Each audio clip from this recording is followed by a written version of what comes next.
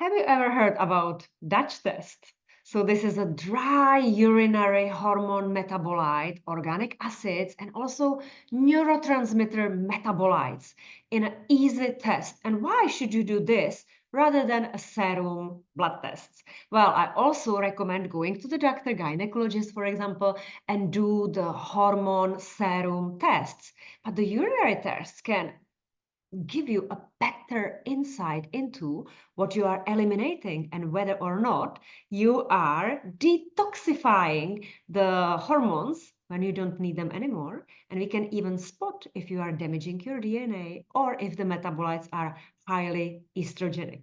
So if you want to know more about this test, let me show you. Right away, on the page number 1, you can see that we are collecting multiple urinary samples. And this test is done usually 5 to 7 days after the ovulation, because we are also measuring metabolites of progesterone. So the first page of the hormonal testing, it's a summary. It tells you about the estradiol, which is the most potent estrogen, progesterone that is made out of the corpus luteum after the ovulation. And we are also looking at testosterone because every woman also needs testosterone for the muscle mass, for the libido, for the memory, and so on.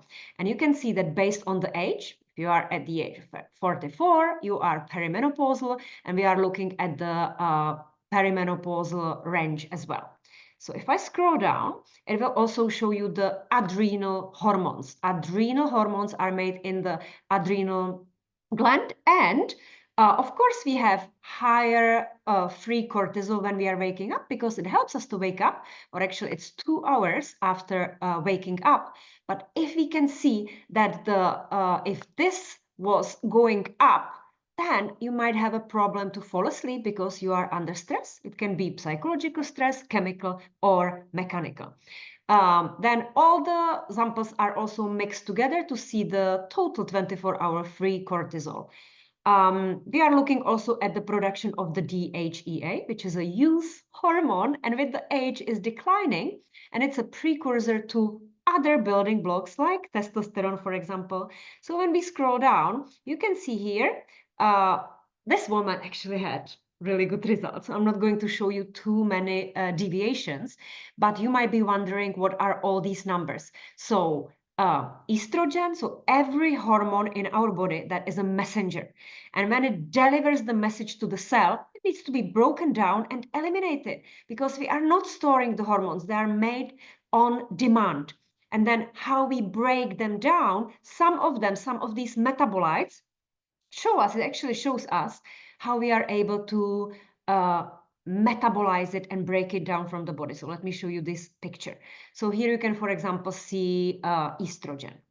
So when we look at the estrogen is the most potent hormone. So we have estron, estradiol, the most potent, and estriol that has weak potency. And depending which estrogen your body makes, then it also depends into what is it broken down. So for example, this OH16 is highly estrogenic, while OH4 is damaging the DNA because it creates these quinones. So you can actually see it here, and we need to detoxify it, otherwise it will damage the DNA, and we don't want that this is going to happen.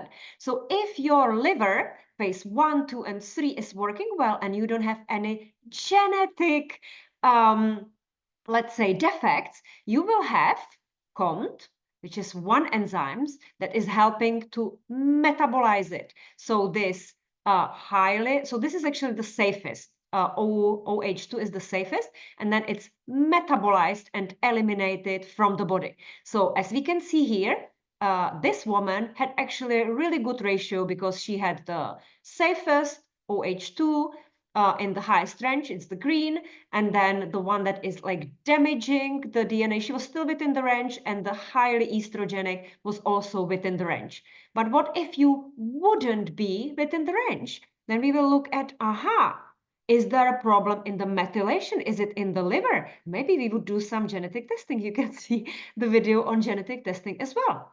And because this woman mentioned to me that she's quite stressed and she had once already burnout, we checked also how she's eliminating the cortisol. So here are all the numbers, but here on this picture, you can see stress. It's illusion. It's created in our head when it's psychological stress. But the chemical and mechanical stress, when there is inflammation in the body, that's not influenced by your mind anymore. And so we are producing cortisol, which is the active, and then we have cortisone. So again, when we are looking here, in her case, cortisone and cortisol were both in a higher range. And then we are looking, why is it so? So cortisone, we can see that it was high in the afternoon, and here it was high in the afternoon as well. But then it went down when she went to sleep. So cortisone is high usually if there is, for example, chronic stress, or if there is some remaining virus in the body. And cortisol is higher for many other reasons. And the list would explain it. Then we are also looking at the organic acids. So what are organic acids? Organic acids are building up when we are breaking down some of the neurotransmitters, some of the metabolites. And so you can see that, for example, if this MMA is high in the urine, it's showing that there is a deficiency of B12. And so, for example, this woman, you can see that she was above the range, and I know she had a deficiency of B6. So then we are supplementing the B6. You can also see that she was above the range with the HVA, which is a metabolite of the dopamine. So dopamine is like addiction, and it can cause anxiety, depression, and it can have impact on the body. So again, we were going to look at what's happening in the body. Then you can see that we are also testing, for example, this neuroinflammatory marker, high in Alzheimer's and Parkinson's disease, and again, for example, also autism, ADHD, and so on, and oxidative stress. But for her, all these ones were within the range. So you can see the complexity of the test. And then there are many, many, many pages of the explanation. So it's basically 10 pages of the explanation of the report, what she needs to supplement and what she needs to do. That's why this test is absolutely amazing. And you can also look at the doctor's data test, which I ordered from Regenerus. It's called HUMAP. So it's also hormone urinary metabolite test, similar to Dutch test.